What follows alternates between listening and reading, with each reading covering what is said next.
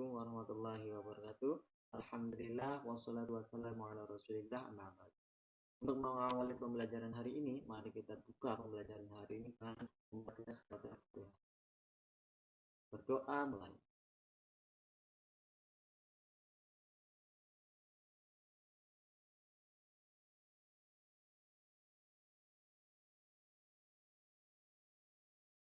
Berdoa selesai.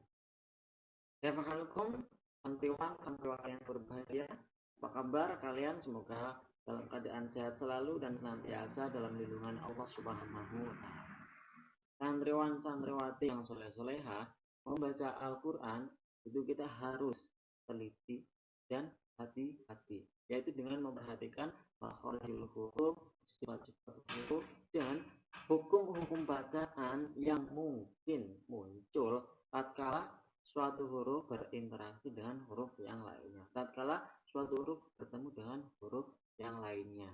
Karena ketika kita membaca dengan tidak teliti atau salah dalam melafalkan, itu dapat mengakibatkan merubah makna dari suatu kata tersebut. Ya, itu akan menjadi fatal. Ya. Misal, ya, kita contohkan ada kalimat sama, ya, sama itu artinya ya dengan hamzah itu artinya sama. Sedangkan kata sama ya, dengan kaf itu artinya bukan langit tapi bukan. Nah, itu memiliki makna yang berbeda ya apabila kita salah melafalkan, keliru melafalkan. Misal lagi ada kata misalnya kolbun dengan kalbun ya, kolbun di kof dan kalbun di kaf. Ya. Kolbun dengan kaf ya, itu artinya adalah anjing, sedangkan kolbun di kof itu artinya adalah anjing. Wah, itu sangat memiliki makna yang berbeda sekali itu ya. Tuh, dan ada beberapa ya lainnya yang seperti itu. Kemudian ketika panjang pendeknya ya, dibaca keliru ya, yang harusnya dibaca panjang tapi pendek, yang pendek dibaca panjang, itu juga akan merubah makna. Contoh ya, dalam Al-Quran ada kalimat wala sawfa yu'tika wala sawfa yu'tika wala sawfa yu'tika. Nah, itu artinya adalah dan kelak Tuhanmu pasti memberikan karunia-Nya kepadamu. Nah, tapi apabila kita salah melafalkan panjangnya pada kalimat telah ya, misal itu dibaca wala sawfa yu'tika wala, nah, la-nya dipanjangkan maka itu akan berubah makna menjadi dan kelak Tuhanmu tidak akan memberikan karunia-Nya. Itu sangat berlawan sekali. Itulah mengapa kita penting sekali untuk mempelajari ilmu tajwid, yaitu ilmu yang mempelajari atau membahas tentang hukum-hukum bacaan, kemudian makhorijul huruf, sifat-sifat huruf. Pada semester di pondok pesantren kita, kalian sudah pernah mempelajari ilmu ujian itu, yaitu di kitab Bidayatus Sibyan atau Sifat Ujian. Tapi mungkin belum selesai. Nah, pada bab ini kita juga akan membahas salah satu materi yang ada di ilmu tajwid itu. Ya, di sini kita lihat bersama tentang bab pertama yaitu tentang fase membaca Al-Quran dengan tajwid membentuk sifat disiplin. Di sini ada tajwid. Maka bab satu kita akan membahas tentang tajwid, salah satu hukum tajwid yaitu tentang apa? Mad. Mengenang, bukan tentang mengenang, tapi tentang mad. Nah, maksudnya sambil mengenang di sini, nah, kita mengenang dulu, flashback dulu ke semester yang lalu ya, mungkin kalian di kelas 8 dulu belajar tentang mad atau bacaan mad. Nah, yang pertama kita flashback. Mad adalah memanjangkan suara dengan salah satu huruf mad ya. Mad itu artinya memanjangkan ya, panjang memanjangkan. Dan dengan salah satu huruf mad ada 3 yaitu ada alif, wawu dan ya. Kemudian yang kedua itu dibikin menjadi 2 ini ya. Yang pertama ini ya mad far'i dan mad tabi'i. Jadi mad itu ada 2 anaknya. mad tabingi dan mad far'i. Mad far'i ini juga punya cabang lagi ya. Ada berapa? Banyak ini, ada 14. Nah, dengan mad tabingi itu adalah mad asli ya. Nah, ini mad cabang. Harus diingat kembali ini ya untuk memudahkan nanti dalam mempelajari materi yang akan kita bahas. Yang akan dibahas, nah ini yang akan kita bahas yaitu yang pertama tentang mad lazim mukhaffaf ilmi, mad lazim musaqqal ilmi, mad lazim mukhaffaf harfi, dan mad lazim musaqqal harfi. Ya, kita hanya akan membahas 4 mad saja, mad dalam materi ini dalam ini ya. Semuanya sebenarnya ada 4 mad. Tapi lebih lanjutnya nanti kita bisa pelajari di lain. Kita sekarang fokus dulu ke 4 mad ini. Oke, langsung saja ya. Ini sudah ingat ya, sudah mengenang ya, sudah mengenang kembali ya. Yang lalu itu adalah model pelajaran. Yang pertama, oh belum, ini masih kita lihat nih. Kita lihat strukturnya nih. Ada mad lazim, mad lazim itu ada 2 ya, yaitu mad lazim mukhaffaf ilmi dan mad lazim musaqqal ilmi ya. Mad lazim mukhaffaf harfi dan mad lazim musaqqal harfi. Jadi mad lazim itu ada 2, yang kilmi itu kata, harfi itu huruf. Kemudian perinciannya lain juga, dan mukhaffaf itu ringan, musaqqal itu berat. Kita akan pelajari ini lebih detail. Baik, yang pertama kita akan membahas tentang mad lazim musaqqal ilmi. Apa itu mad lazim musaqqal ilmi? Kita akan bahas di satunya ya. Yang pertama. Akan tetapi sebelum kita mempelajari lebih dalam lagi tentang mad lazim musaqqal ilmi, kita pahami dulu maknanya, artinya itu apa, supaya apa? Ketika kita menganalisis kita akan menjadi mudah ya. Ketika kita menentukan suatu kalimat dalam Al-Qur'an, oh ini mad lazim musaqqal, ini mukhaffaf. Nah, itu kita harus pahami dulu artinya apa ya. Yang pertama adalah mad itu artinya adalah panjang.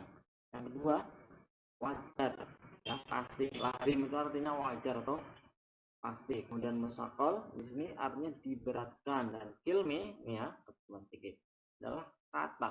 Nah, jadi harus keempat kata ini harus kalian hafal, harus ingat ya untuk memudahkan. Mad itu panjang, lazim itu wajar atau pasti, musaqqal itu diberatkan, dan film itu kata. Jadi mad ini hanya akan terjadi dalam satu kalimat ya, satu kata ya, bukan huruf gitu.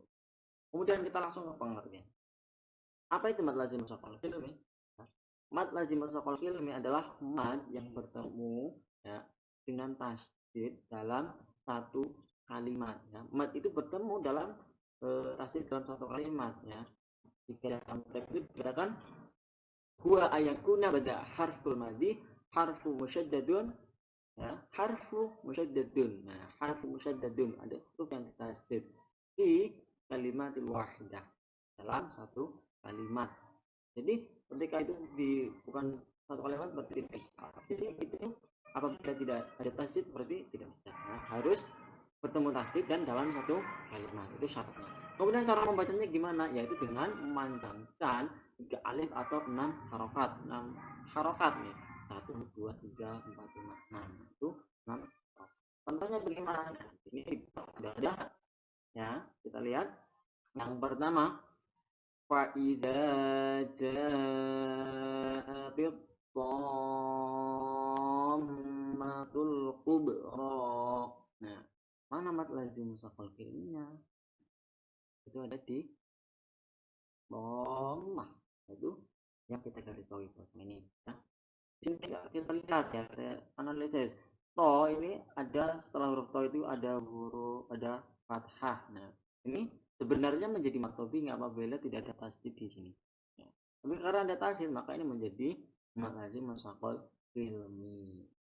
Ya, dan dibacanya 6 harokat, tidak 2 harokat. Nah, untuk layar seperti ini juga sebenarnya bisa menjadi salah satu apa ya, ciri-ciri dari mad ini, tapi tidak bisa menjadi secara sepenuhnya karena di depan ini juga ada ya. Tapi ini bukan mad lazim musaqqal. Ini adalah mad wajib ya. Tidak ya, bukan. tandanya adalah tasdidnya ini ya, tasdidnya. Jika ada mat bertemu dengan tasdid ya, huruf yang ditasdid ya, dan itu dalam satu kalimat, ini dalam satu kalimat ya. Ini satu kata ya, kalimah dalam bahasa Arab kan artinya ya. Jadi saya baca lagi, fa idza ja'atit dhammatul kubra. Jadi di sini saya agak dengung ya. Tahu kenapa? Karena di sini mim ini ditasdid ya. Di sini ada bacaan guna. Sehingga ada dengungnya. Fa idza ja'atit dhammatul kubra ya. Baca. Kemudian bawahnya siratal ladzina an'amta 'alaihim ghairil maghdubi 'alaihim waladdallin.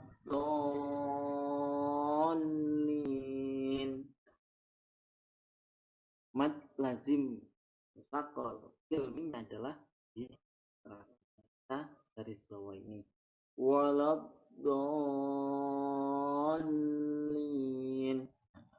Baca nama harokat ya, panjangnya nama harokat, kemudian didohomkan ke huruf lam. Nah ini diberatkan ya, diberatkan. Kenapa diberatkan? Karena ada tasdid ya, diberatkan itu ya. Musakol itu karena ada tasdidnya, berat berat karena tasdid itu berat ya, dengan tasdid itu berat.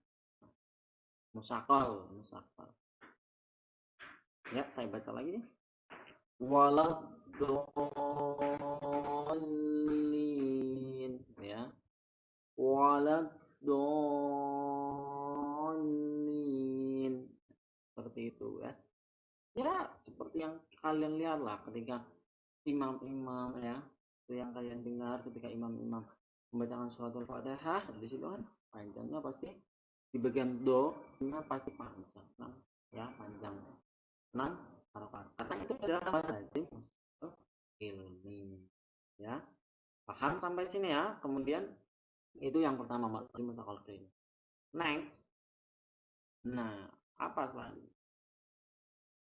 Selanjutnya adalah mad lazim mukhaffaf ilmi. Tadi mad lazim mustaqil ilmi itu adalah yang diberatkan. Ingat mustaqil itu diberatkan. Kemudian yang kedua mad lazim mukhaffaf ilmi. Apa itu mad lazim?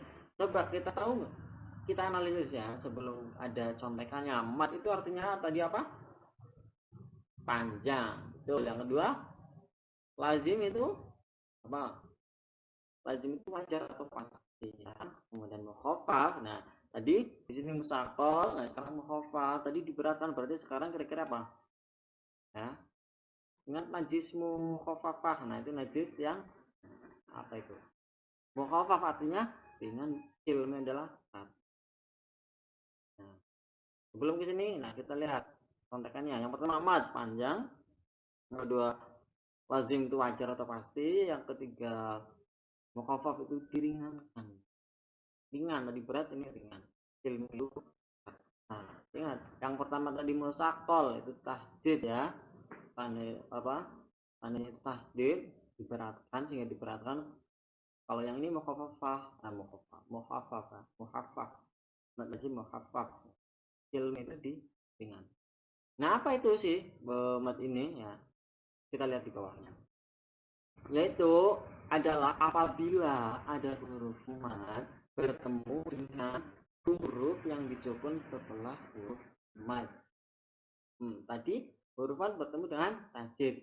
Nah, yang kedua ini ya, yaitu bertemu dengan sukun ya. Atau dengan kata lain mad lazim mukhaffaf ilmi adalah mad badal yang bertemu dengan sukun. Nah, mad badal ini kan nggak mad badal itu apa? Mad badal itu adalah bertemunya dua hamzah ya.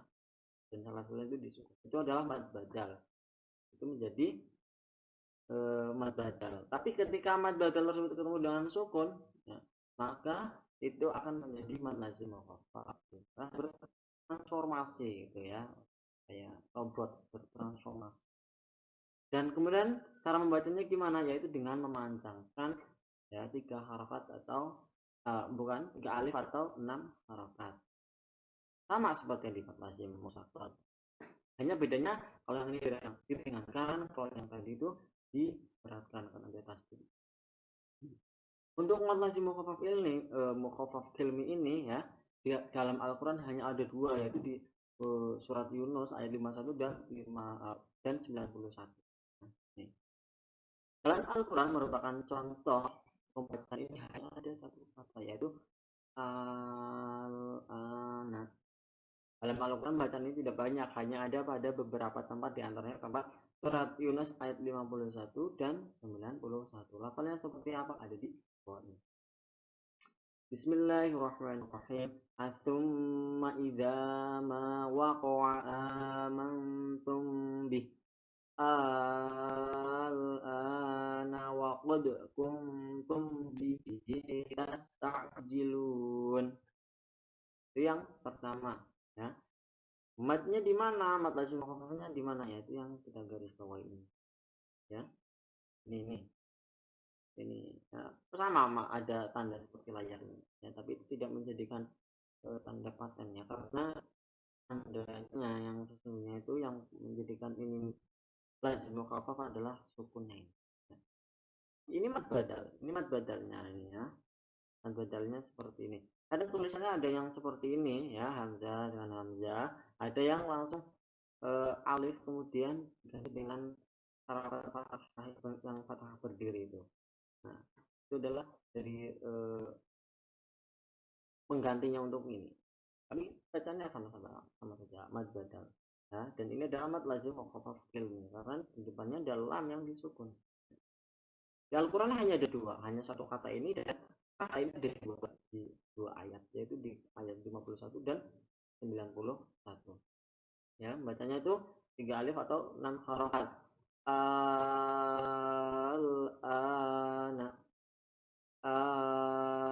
al-ana, ya, al-ana, ya, ini 6 harokat. Kemudian yang kedua, al-ana wa qad asaita qablu wa kunta minal mufsidin. Matnya ya, mat lazim mukhafaf filmnya ada sama dengan, jadi ingat-ingat harus hafal, harus tahu ya, karena semua dua di dalam Al-Quran, yaitu surat Yunus ayat 51 dan ayat 90 gitu ya. Sampai sini paham ya? Paham ya, ingat-ingat tadi ya, musakol itu tandanya tasdid, mukhafaf itu sukun ya, diringankan ya, tapi tidak musakol, mukhafaf, musakol, tasdid, tapi berat. Kalau tasdid berarti berat itu musakol, mukhafaf itu ringan, kalau ringan itu sukun ya. Dan di Al-Quran ada dua kalimatnya sama, itu al-ana, dua. Itu yang pertama ya, mat lazim mukhafaf ilmi dan musakol ilmi. Kata ingat, ilmi ini menunjukkan bahwa hukumat itu hanya ada pada kata ya, tidak bisa dalam satu huruf di kemudian menjadi mat lazim mukhafaf ilmi, tidak mungkin. Juga mukhafaf ilmi, mukhafaf kata, berarti dalam satu kata ini, satu kata ini ya, ini satu. Nah, gitu ya, harus paham. Karena setelah ini adalah mukhafaf dan musakol harfi. Nah, ini harfi itu untuk huruf. Nah, bagaimana? Kita lihat. Malazim musakol harfi. Apa ini malazim? What is this? Nah, kita akan melihat.